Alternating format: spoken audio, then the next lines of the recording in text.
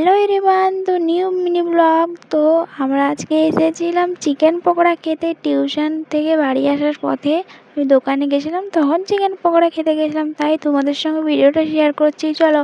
তো এই দেখো, এটা হচ্ছে দোকান। তো এখানে আমি আর আমার বান্ধবী বসেছিলাম। আমার বান্ধবী প্রচুর পরিমাণে হাসছে।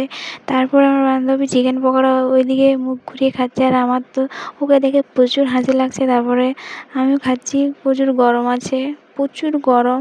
আর গাইস, একটা কমেন্ট করবে, তোমাদের ওখানে কীরকম গরম পড়েছে এটা কমেন্ট করে জানাও আমাকে।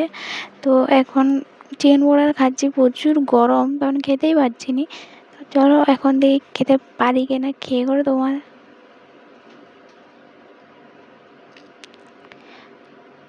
তো গাইস, তোমাদের কোনো আমাকে জিজ্ঞাসা করা থাকলে আমাকে কমেন্ট করো, ঠিক আছে? আমি কমেন্টের রিপ্লাই দেবো।